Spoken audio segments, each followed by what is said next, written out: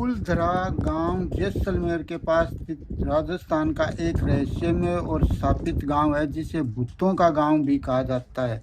ये 13वीं शताब्दी में पालीवाल ब्राह्मणों द्वारा बसाया गया था, जो 19वीं शताब्दी की शुरुआत में रातों रात गांव छोड़कर चले गए थे। कुछ किंवदंतियों के अनुसार जैसलमेर के शक्तिशाली मंत्री सालम सिंह के अत्याचारों के कारण ग्रामीणों ने यह गांव छोड़कर श्राप दिया था कि यहाँ कोई नहीं बस पाएगा, जबकि अन्य कारण जल आपूर्ति में कमी और भूकंप को बताते हैं। आज भी ये गांव वीरान है और भारत के सबसे भूतिया और प्रख्यात स्थानों में से एक माना जाता है। कुलधरा गांव की कहानी। स्थापना 13वीं शताब्दी में पालीवाल ब्राह्मणों ने इस गांव और आसपास के 84 गांवों का निर्माण किया था, जो आज सभी वीरान है।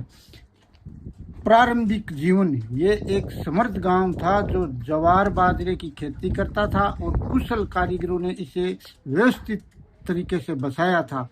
वीरान होने का कारण। 19वीं शताब्दी की शुरुआत में ये पूरा गांव रातों रात वीरान हो गया, जिसका रहस्य आज भी अनसुलझा है। वीरान होने के मुख्य कारण सालम सिंह का अत्याचार, श्राप, पानी की आपूर्ति में कमी, ये माना जाता है। वर्तमान की स्थिति। भूतिया गांव कुलधरा को भारत के सबसे भूतिया और रहस्यमय गांवों में से एक माना जाता है। पैरानॉर्मल गतिविधियां। रात के समय यहाँ रूहानी ताकतों के सक्रिय होने और यहाँ तक कि रातों रात में यहाँ कोई नहीं जाता, कैमरे में भी ये गांव कैद नहीं होता और आवाज़ें भी अजीबोगरीब आती है। सरकारी नियम। भारत सरकार ने शाम 5 बजे के बाद कुलधरा में प्रवेश बंद कर दिया है, क्योंकि यहाँ अंधेरा होने पर यहाँ रुकना मुश्किल हो जाता है। संस्कृति। धर्म। कुलधरा गांव के लोग वैष्णव धर्म के थे। इस गांव का मुख्य मंदिर विष्णु भगवान और महिषासुर मर्दिनी का है। हालांकि ज्यादातर मूर्तियां गणेश जी की भी है, जो प्रवेश द्वार पर प्रतिष्ठित है। गांव के लोग विष्णु, महिषासुर मर्दिनी और गणेश जी के अलावा बेल के और स्थानीय घोड़ों पर सवार देवता की भी पूजा करते थे। वेशभूषा। कुलधरा गांव में लोग, जिसमें पुरुष लोग मुगालिया अंदाज की पगड़ी अथवा सापा पहनते थे, जबकि पाजामा भी पहनते थे। साथ ही कमर पर कमरबंद बांधते थे। इसके अलावा कंधे पर अंगरखा, जो एक बड़ा परिधान होता है जिसे रुमाल की कह सकते हैं, भी रखते थे। पुरुष लोग इन सब के अलावा गले में कुछ हार भी पहनते थे। महिलाएं मुख्यतः लहंगे पहनती थी, जबकि अंगरखा ये महिलाएं भी रखती थी। साथ ही गले में कुछ हार भी पहना करती थी।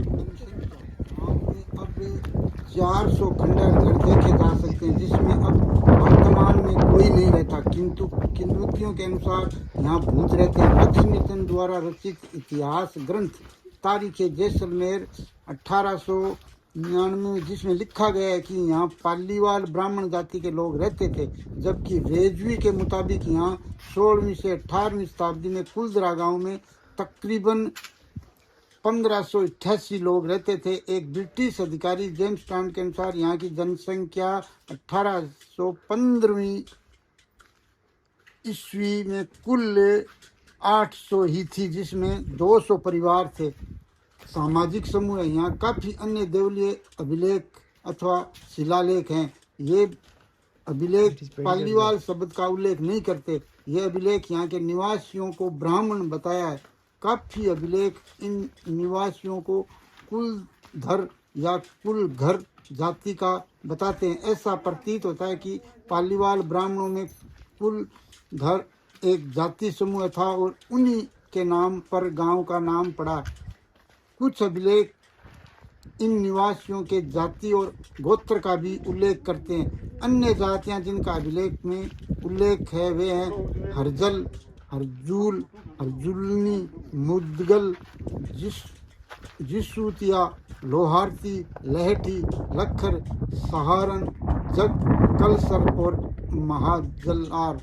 गोत्र जिनका उल्लेख है वे यहाँ असमर, सुधाना, गर्वनी और गागो है।